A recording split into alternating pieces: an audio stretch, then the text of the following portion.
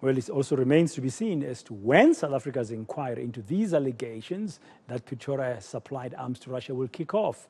Mr. Brigety, that's the US ambassador, opening that can of worms yesterday with the allegation that South Africa is not non-aligned in the Russia-Ukraine conflict as it claims. How damaging are these allegations for the country, and what are some of the associated risks that they pose to the country? Well, let's discuss this further with Dr. Kingsley Makhubela. He's a risk analyst from Risk Recon, and he's a former ambassador. So he knows all about the world of diplomacy. Dr. Makhubela, good afternoon. Welcome, and thank you very much for your time. Can I begin here? Now there's a diplomatic spat that's been fired up, that has emerged since yesterday between Pretoria and Washington, and there's a flurry of activities, including this conversation that we're told is going to happen this afternoon between Antony Blinken in Washington and Naledi Pandor in Pretoria. Did the US ambassador do something wrong yesterday? Braden, thanks very much, and always a pleasure to talk to you. I really tend to think that the ambassador has behaved in a manner that does not befit the stature of an ambassador. You would recall 2 months ago, he used unpalatable language to describe the Minister of Defense on this matter. I think as an ambassador accredited to South Africa, he ought to use a much better language in interacting with his hosts, because he runs the risk of getting a lot of criticism from local South African, because this is a divisive political issues within the country. So he needs to be above all these political divides that are playing themselves within the country. And I think as an ambassador accredited to the court here, he ought to have dealt with this matter totally different. I think the door is always open. I was the chief of protocol. I know the American ambassador enjoys a lot of access across the political establishment in the country. He could have done better not to escalate this into the public spat. Of course, the risk he runs is that he galvanizes those who are very much opposed to the American positions.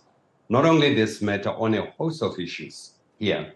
And it galvanizes those who are opposed in the US, who wants to see, from a public perception, who want to see a strong America that is really reprimanding everyone around the world. So that is the danger that he runs. And it makes it very difficult for politicians to start to want to manage this in an amicable way, because they must play to the audience, because the audience is involved now.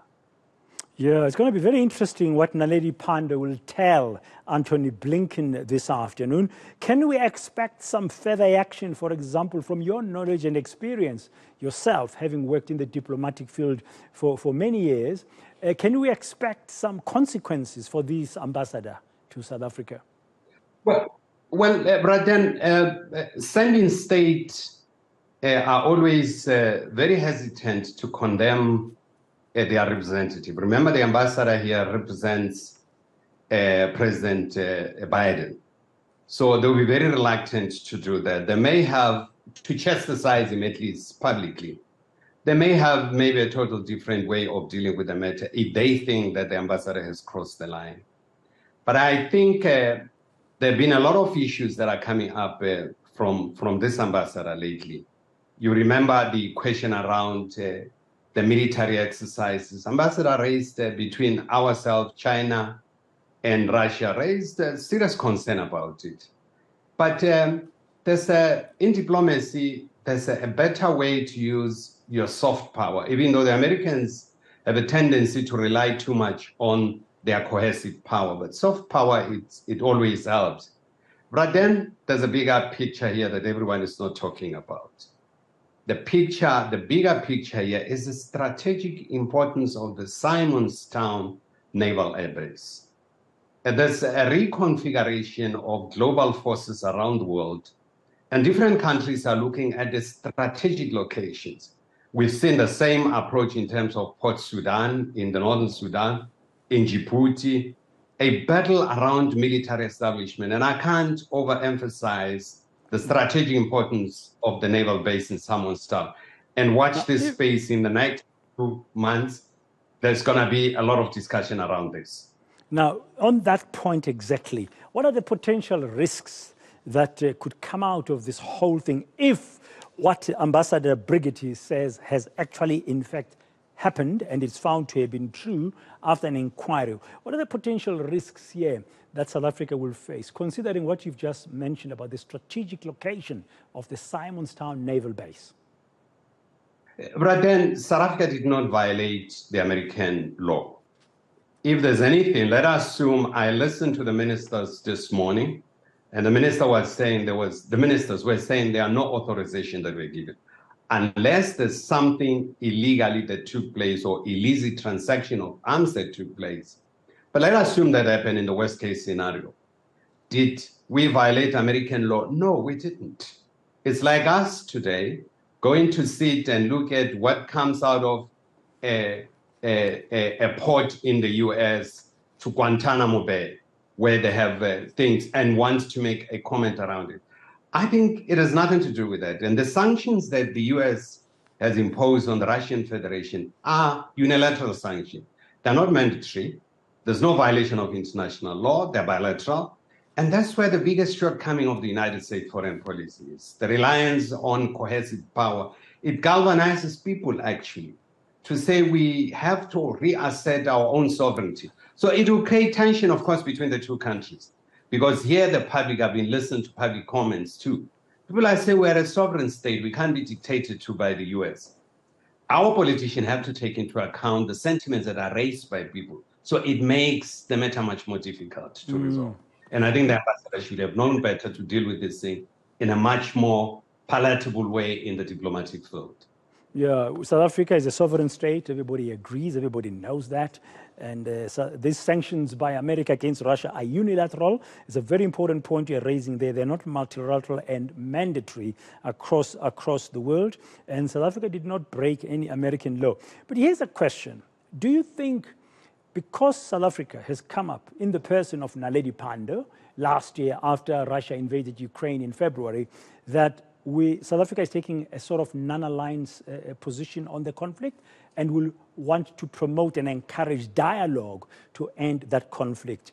Knowing that, do you think the American ambassador, in his assertion that he's challenging that, he will be correct, that South Africa is not as non-aligned in this conflict as it states to be, while government ministers, as you've said, are saying there was no official authorization of any arms shipment of any sort from the shores of South Africa to Russia?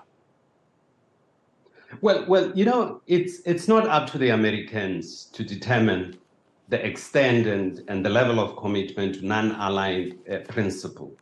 I think it's a sovereign thing that the South African government can deal with it internally and say, are we shifting our position depending on interests? Remember, in the foreign policy, interests are not stagnant. They keep on removing. That's why there's a mantra in foreign policy that you don't have friends, you have interests.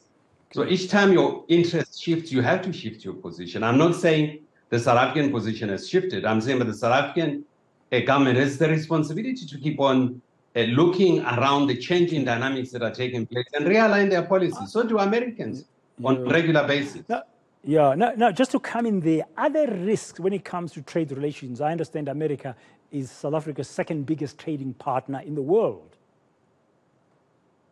Well, the Americans have a tendency of imposing sanctions. They use that as a weapon. It's the biggest American weapon. You would have seen our rand really having problems because of this pronouncement yesterday. So the risk is always related, but you have to weigh the risk against the long-term strategic importance and relevance of the country to make its own decision. I think making our own decision remain a very valid point throughout. It doesn't matter the amount of money. I listen to business people. They are looking into this one in terms of money. You have to look at the totality of other issues. You can make a lot of business with a country that is stoking violence and creating problems, and you spend more money in managing those issues. So you have to be very broad in your perspective and analysis. You can't only focus on one aspect. Of course, business is one aspect, and of course we need this relation with the United States. But do we need to really auction the country in order to keep on getting business? That's an issue that this country has to grapple with. Ordinary people people in the academia, yourself as journalists, to say, to what extent do we bend backwards to accommodate and entertain the extraterritoriality of the United States? That's a very important question. Do you think the fact that there's a BRICS summit on the horizon in August in South Africa, that the Americans are feeling a little bit rattled? Because you and I have spoken about this before here on Today on ENC. There's a new world order emerging. Well, Braden, you would know 2 days ago, there's a meeting that is taking place in Tehran. 36 countries, military countries, are having a discussion about the multipolar world. So there are a lot of discussions that are taking place going on. But I don't think we as a country, we need to choose.